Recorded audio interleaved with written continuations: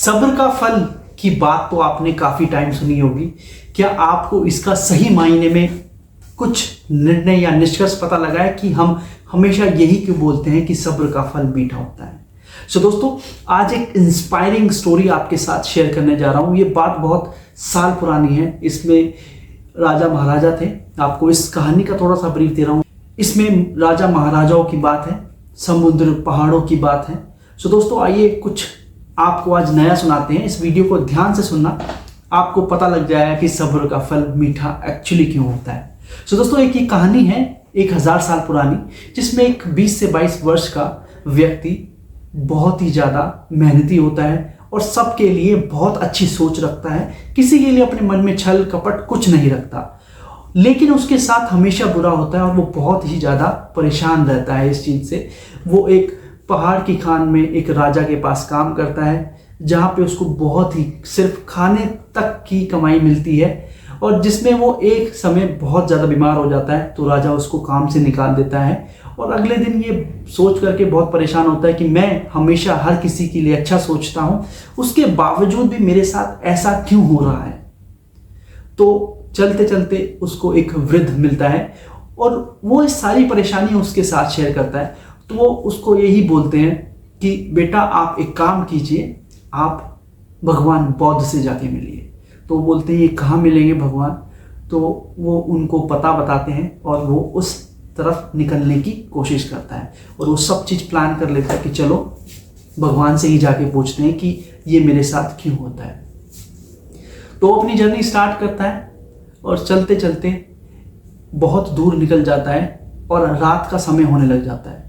तो उसको कहीं ना कहीं आश्रय चाहिए होता है। तो एक महल में जा कर के वो वहाँ का दरवाज़ा खटखटाता है और वहाँ के सिपाहियों से बोलता है कि मुझे आज का आश्रय यहाँ मिल जाए तो बहुत अच्छी बात है। तो वो जाकर के सीधे रानी के सामने उसको खड़ा कर देते हैं। रानी उसको वहाँ पे श्रेय देने के लिए सहमत हो जाती है और वो रात अपनी काटता है। और जब सुबह वो निकलने को होता है तो रानी इससे पूछती है कि आप कहाँ जा रहे हैं? तो वो बोलते हैं कि मैं बौद्ध मंदिर जा रहा हूँ, भगवान बौद्ध से मिलने। तो यह बात सुन के वो रानी बहुत खुश हो जाती है और वो बोलती है कि आप जा रहे हो तो आपको मेरा एक काम करना है। भगवान बौद्ध से सिर्फ ये चीज़ पूछनी है आपको कि मेरी एक बेटी है जिसकी शादी नहीं हो पा रही है, इसकी शादी के लिए मैं क्या करूं, क्योंकि ये गूंगी है और ये बोल भी नहीं सकती।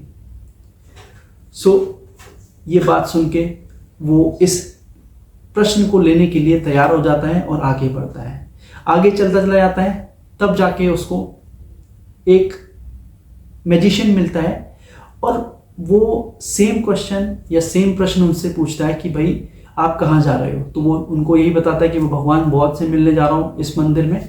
तो बोलते हैं कि भगवान बौद्ध से आप जब मिलोगे तो आप मेरा एक क्वेश्चन जरूर पूछोगे कि मैं स्वर्ग कब जाऊंगा और कैसे जाऊंगा।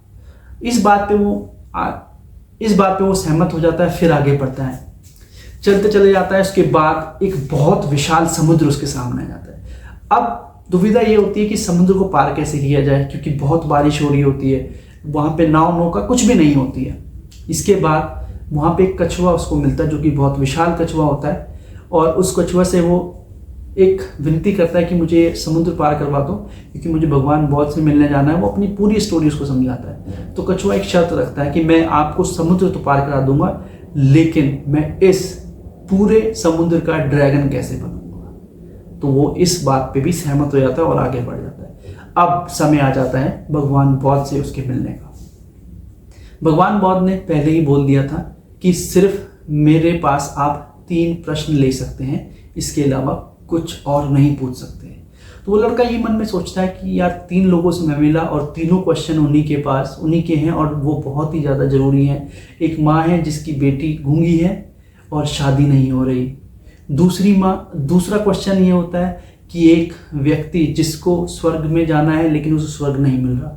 और तीसरा एक कछुआ जिसको ड्रैगन बनना है। तो वो यही सोचता है कि यार चलो इन तीनों के क्वेश्चन मैं ले लेता हूँ, मैं अपना क्वेश्चन छोड़ देता हूँ, क्योंकि मैं जैसा भी हूँ ठीक हूँ, मैं काम करूँगा, मेहनत करूँगा और अपने आप को और आगे बढ़ा लूँगा।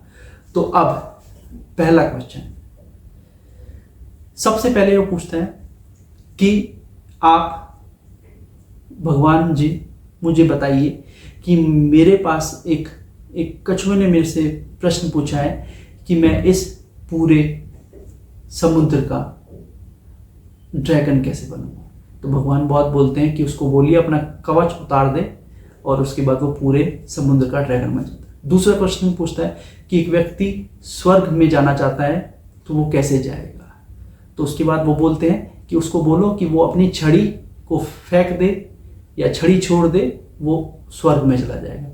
और तीसरा क्वेश्चन जब वो पूछते हैं कि भगवान, एक माँ जो कि जिसकी बेटी बहुत गूंगी है, एक माँ जिसकी बेटी गूंगी है, वो बोल नहीं पाती, तो वो कब बोलेगी।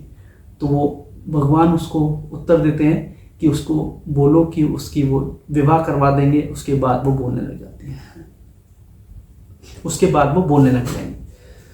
तो अब ये सारे आंसर लेकर के वो लड़का वापस निकल जाता है। सबसे पहले वो कछुए से मिलता है।